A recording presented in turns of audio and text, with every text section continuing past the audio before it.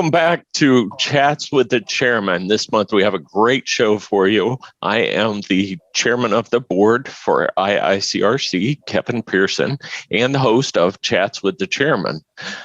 Today is also the 1-year anniversary of Chats with the Chairman. So we got a special 1-year anniversary show planned here today.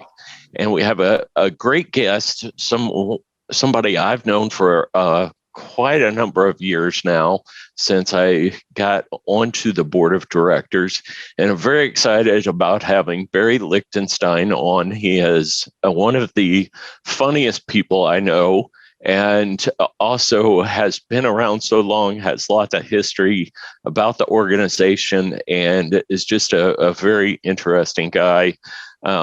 So without further ado, well, first, if you have a question for me and we don't get to it today, then you are welcome to email me at kpearson@iicrcnet.org. So, and if you do have a question, you can type it into the Q&A section at the bottom of the screen there. And Barry and I will be able to answer those for you today. So without further ado, let's bring on Barry Lichtenstein.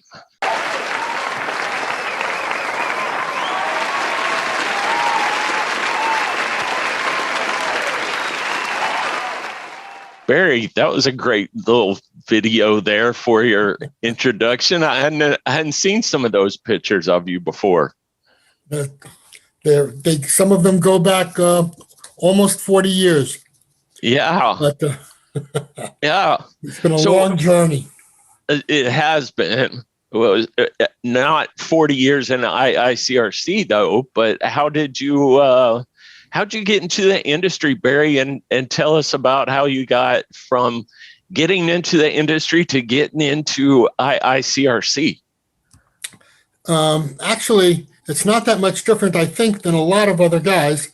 I found a job, and it was management trainee, and it turned out to be carpet cleaning. Okay. And I found out that I was much more suited to being a technician than office personnel. So I really enjoyed the actual cleaning, but it was very low tech. We were basically trunk slammers is what you would call us. We drove our own cars, and we had rotary shampooers and wet vacs in the backs of our cars. And it was really a telemarketing firm. And what they were marketing was carpet cleaning. They had a wonderful system, but it was very low tech cleaning. And but less than a dozen guys in 1980, we did over $1 million in cleaning. So that was a lot of money in 1980. No doubt. I've never heard the term trunk slammers though. Well, there was, that's what we were. We had all our equipment. Everybody had their equipment in the back of their car. I had a Toyota Celica hatchback with a rotary shampooer and a wet vac. And I worked for them for 4 years and said, I can do this on my own. Went into business, was in business about 4.5, 5 years. And I heard about classes in carpet cleaning. Like the idea struck me as like so strange. And I went to a Prochem distributor, and they were having a carpet cleaning class, and Doug Bowles was teaching it. Oh, wow. After a couple of hours, I turned to the kid sitting next to me, and I said, I've got a major problem. And he goes, what's that? I said, well, I've been cleaning for 10 years, and I've learned more in the past 3 hours than in the previous 10 years. And he goes, I'm right with you. And over the next 2 years, I took every class that was offered, became a master cleaner. Well, it took more than 2 years. It took 3 years to become a master cleaner. But I just really was very into it. The whole concept that you could get educated and actually do it correctly. And that was in 1989 when I took my first class. Wow. 2 years later, they came out with this thing called a standard carpet cleaning. S100, S001, 1991, I think it was called. Okay. And Yeah. Yeah. It the was carpet called cleaning different standard. back then. Yeah. Now there's 20 standards, and 6 of them are ANSI standards, and there's, field guide. I mean, it's like so different, but it's been quite the journey. Yeah. That's interesting. I did not know you had done all that like in the 80s. So when did you, I know you've done a lot of stuff in IICRC though through the years. When did you kind of get involved more past taking classes, and what all have you done in the organization over those years? Well, After I started getting certified, somebody from our regional trade association came up to me and said, we think we'd like to have you on the board of our trade association, the NEIRC, and started doing that, kept taking classes. And back then, the associations had conventions. Right. And we had a great convention. The NEIRC was known for its convention. And we also provided classes. That was before all the classes were just done by distributors. So we were putting on, the NEIRC was also putting on classes. And it was a great way to meet other guys doing the same thing. I forget who it was. One of the people in the industry way back when, I think it was Ralph Bloss, used to say, the best thing about associations, you go to dinner and sit and talk with other people about getting cat pee out of carpet. Nobody else wants to hear about it. And if you go to an association event, you can sit and have dinner with other people that will talk about cat pee and carpets. So it really worked out very well. Made some great friends, and I've been actually on the board of the NEIRC since 1990. We bought shares for the IICRC back when they were offered back then, and I became a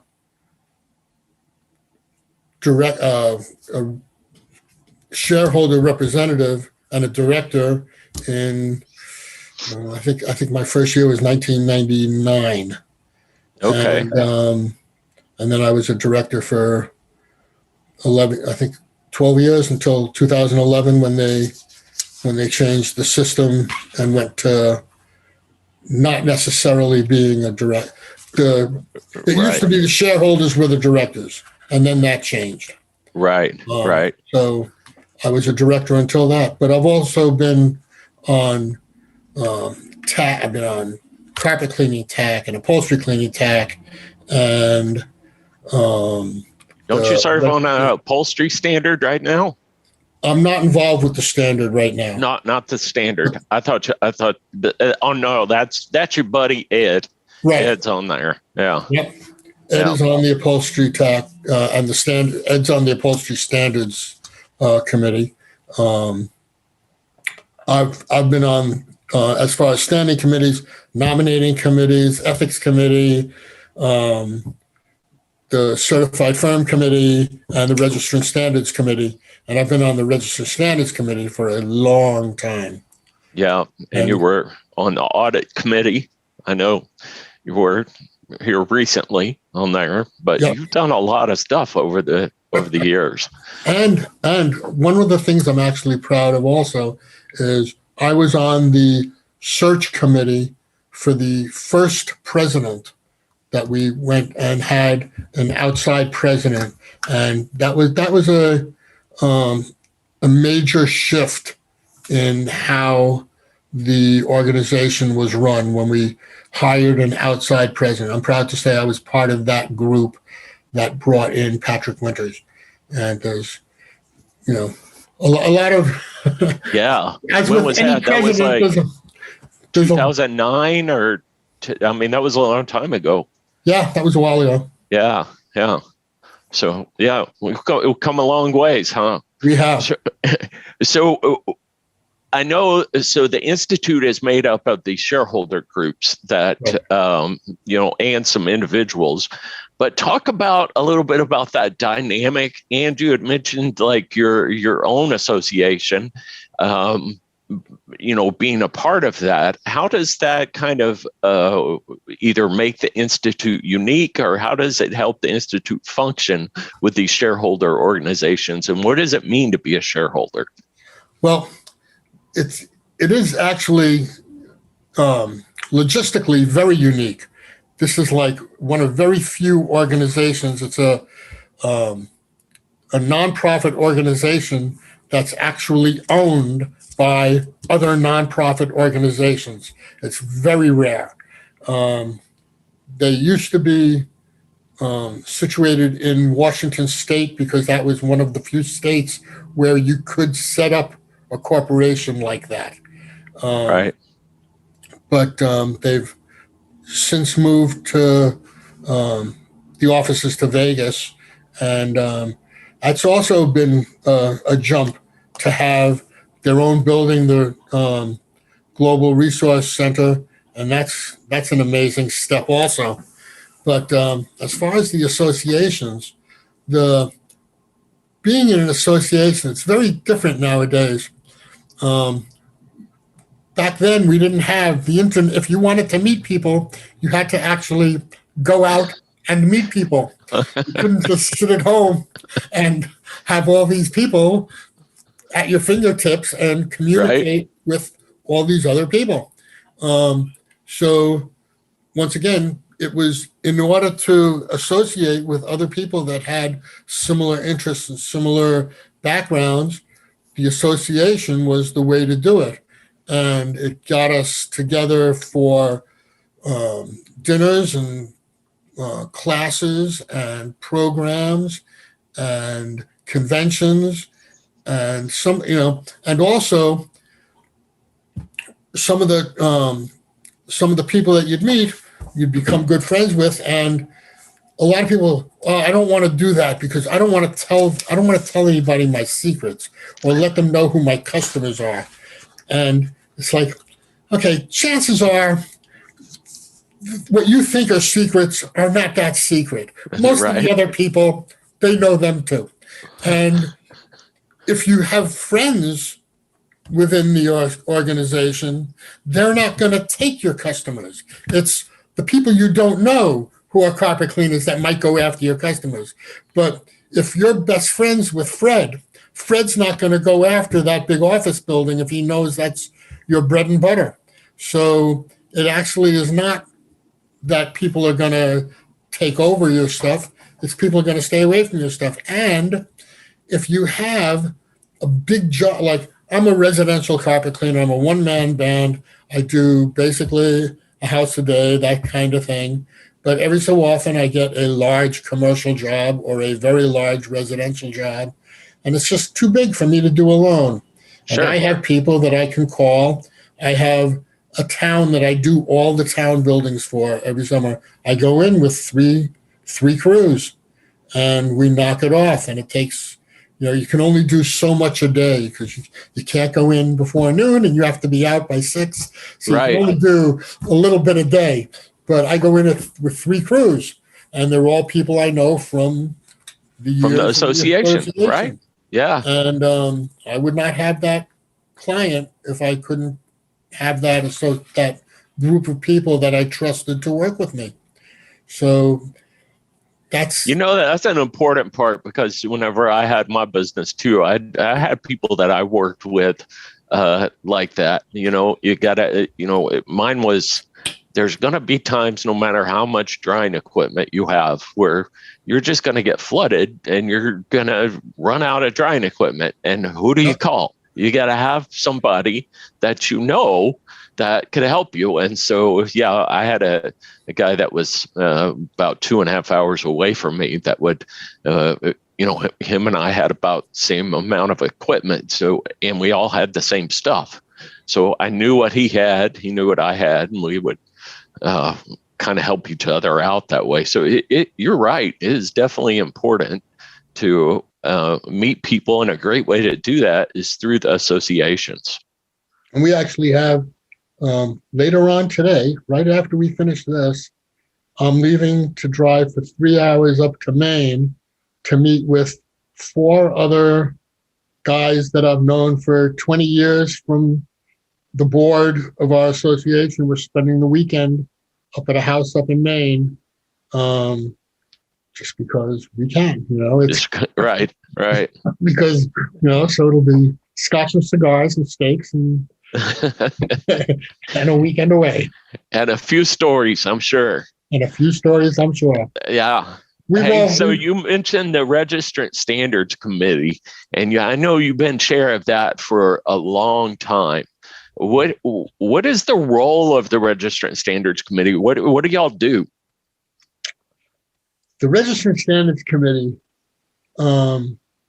defines what certifications make up which.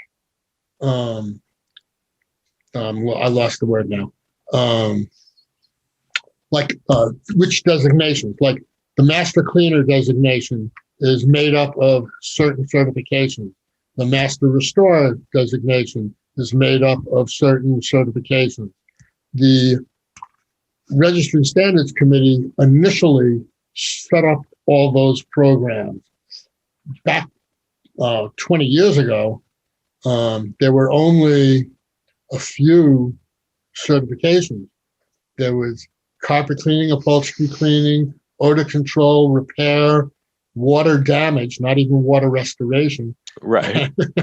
And it was set up that if you worked for 3 years since your first certification and had a couple of recommendations and X number of points, and you could get points for each different course, you could become a journeyman or a master cleaner. And what happened one year was they were adding classes and things were growing, and we realized people could become a master cleaner without having taken a carpet cleaning class. So we're out there telling the world, this guy is a master cleaner, but he's never actually taken a carpet cleaning test or class. So at that point, we decided to change the format. And at that point, there was odor control, repair and reinstallation, color repair.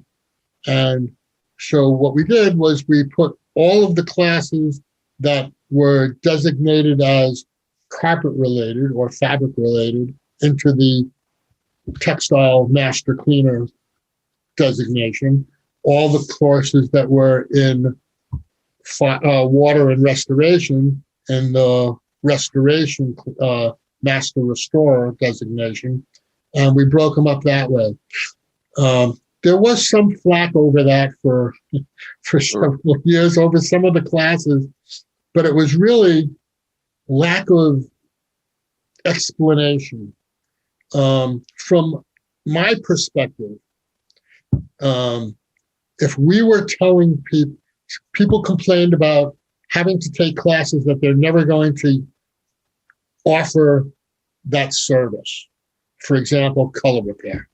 Right. And that was a big sticking point. But people who took the color repair class always said when they finished taking that class, they looked at carpet differently. They looked at colors differently. They looked at stains differently. They had a different understanding of the chemistry involved in carpeting, and it changed how they cleaned carpet. People who took a repair and reinstallation class, if they've never stretched a carpet or installed a carpet, it doesn't matter. If you've taken that class, like I took it with Barry Costa a couple of times, and if you've taken that class, when you finish that class, you have a totally different appreciation for how carpet is made and how it's sitting on the floor and what it does. And if we as an organization are touting that somebody is a master cleaner, I always felt that I wanted them to have that eye. I wanted them to be looking at the product they're servicing with that eye, that background. Whether I don't care if they offer color repair or repair and reinstallation. I've taken both classes more than once, and I don't offer either service. But well, Barry, I finally understand what the Registrant Standards Committee does. And it's a good thing since I'm actually on the committee. So, hey, you want to do a couple of poll questions here real quick? yeah. All right. So I think we got 2 poll questions. The first one is, how many IICRC shareholders are there today? And then the second one is, in 1991, how many IICRC shareholders were there? So this is, you got any guesses on them? Because this is kind of, especially the second one, you may remember this, but I don't know that I wasn't even certified until like 1992 or 93, somewhere in there. So I'm not sure that even my memory goes back that far, but you might know the answers to these. Well, I'm going to go with now there are 19. Right. That's what I would go with too. And in 1991, I'm going to go with 17 because there were 4 individual shareholders. Or there's still well, now there's 3. 3 now. But there were 4 individual shareholders and 13 associations. There weren't 18 associations. So I'm going to go with 17. Yeah. So you're correct, because that would be the answer. 13 nonprofits and 4 individuals. So that's 17. So and 3 of the 4 are still shareholders today. That's correct. Right. So, all right. And I think we got a trivia question too. I'll see if I can stump you on this one, Barry, but we'll ask the trivia question first. And I think we got a giveaway for it as well. But the trivia question is, what does MRS stand for? The IICRC messenger bag is lightweight and can hold all of your items for your computer. Take it between your home and office or when you travel.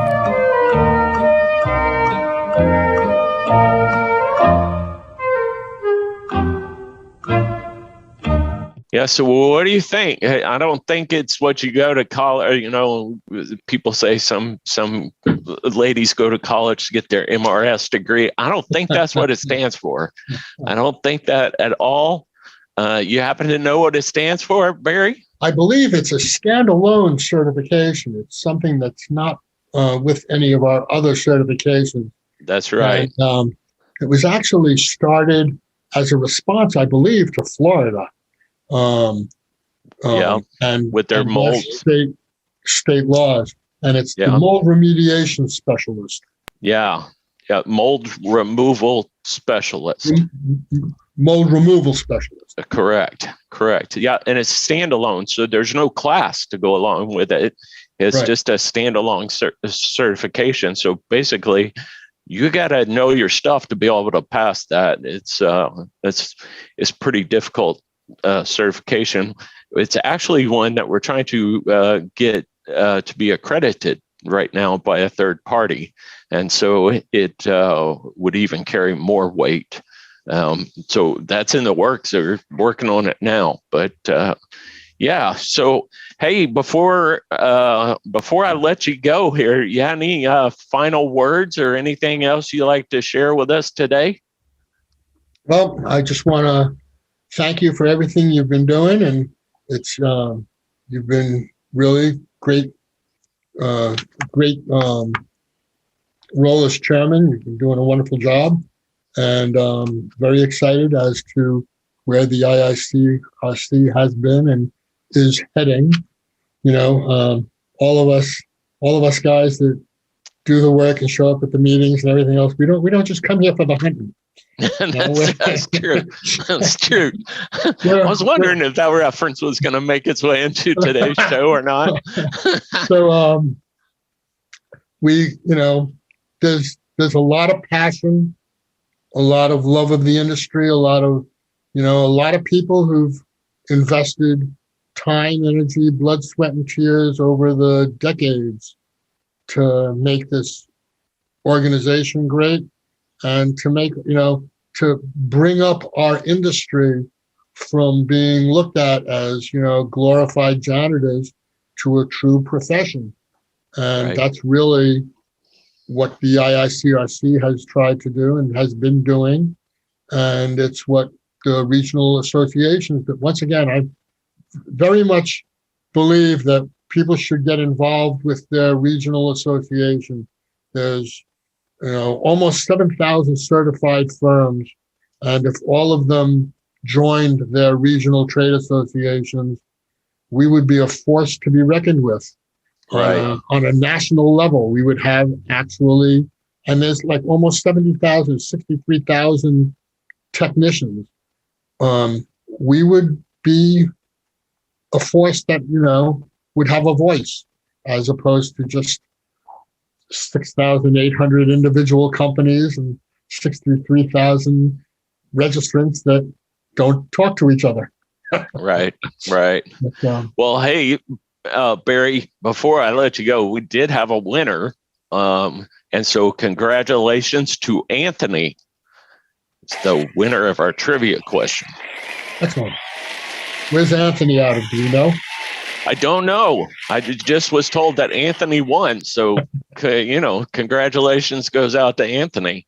He'll be getting that bag in the mail, and that'll be a good thing. Hopefully he enjoys that. So, but hey, I really appreciate you coming on the show and catching up. It's always good to catch up with you. Maybe we actually will even get to do that in person one day. So rather than on a call. So I would love that. That sounds like a wonderful idea. Yeah. Hopefully Yeah. I'll get to see you at the meeting in fall. Yes. Yeah, that would be great. That would be great. But like I said, it was great to have you on the show as a shareholder, a cleaner, somebody's been on the board. You've just done so much in the organization over the years, and we really appreciate it. Oh, thank you. It's been an honor.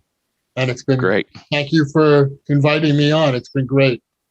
Awesome. Thanks, Thank you Barry. very much.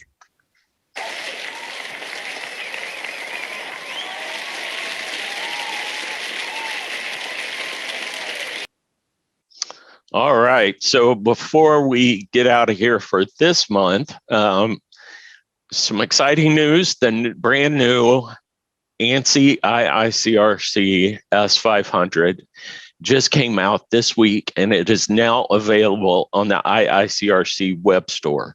So the new web store is up and running, and you can actually go there and buy the brand new S500 water damage standard, the 5th edition. So check that out. We also, Barry just mentioned that our in-person fall meeting will be at the Golden Nugget this year in Las Vegas. And it's after the instructor meeting that we have during the day. We will again do the annual instructor meeting award show, and it will be open to all the registrants and certified firms. And so so that will be a lot of fun. We will we want every one of you to plan on joining us for that event, on Zoom. So I think it's actually going to be on a Facebook Live. So as long as you are on Facebook, you should be able to find us, and that'll be a great event. But there's also going to be an HST instructor course that goes on just for our IICRC instructors. And this will be before the annual instructor meeting. So make plans to join us for that if you are an instructor. And until next month, when we join you again on the 15th, our guest will be Mark Drozdoff. And I'm really looking forward to catching up with Mark. He's new to IICRC, a lot newer than Barry and I.